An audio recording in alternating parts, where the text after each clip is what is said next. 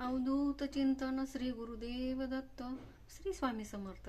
तुम्हा सर्वांचं माझ्या चॅनलमध्ये खूप खूप मनापासून स्वागत. तर स्वामी सेवा, नित्यसेवा कशी करावी ते मी तुम्हाला सांगणार आहे.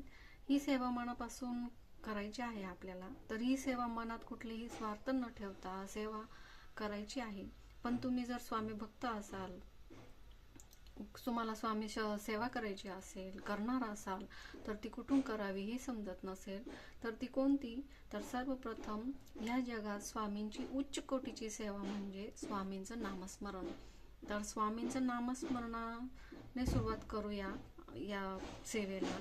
तर तो षडाक्षरी मंत्र म्हणजे अतिशय उच्च कोटीचा सेवा आहे. तर तो मंत्र श्री स्वामी समर्थ किंवा जय जय स्वामी समर्थ या मंत्राने तुम्ही सुरुवात करू शकता. या मंत्राचं तुम्ही जप कामात चालता फिरता स्वामींचं नामस्मरण करा. एखाद्या स्वामींचा फोटो छोटासा आणा, अगदी छोटा फोटो असेल तरी चालेल, पण नामस्मरण केलं ना तर तुम्हाला नक्की फरक पडेल.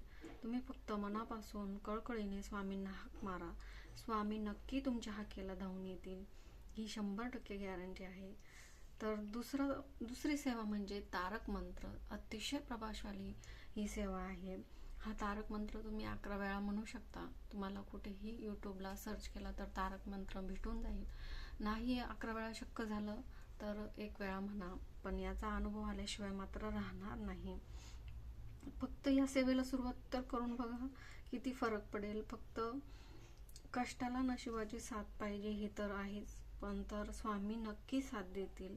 नामस्मरणाने सुरुवात करा. स्वामीची सेवा कधीही सुरुवात करू शकता. त्या सेवेला कुठेही बंधन नाही किंवा कोणताही वार बघायची गरज नाही. सगळे वार आपले चांगलेच असतात आणि सगळेच दिवस चांगले असतात. त्यामुळे तुम्ही आत्तापासून तुम्ही या सेवेला सुरुवात करू शकता. ही सेवा अतिशय प्रभावशाली आहे. तुम्ही नक्की या सेवेचा अनुभव घ्याल. तर चला, तुम्ही आणि मी स्वामी सेवेला सुरुवात करूया.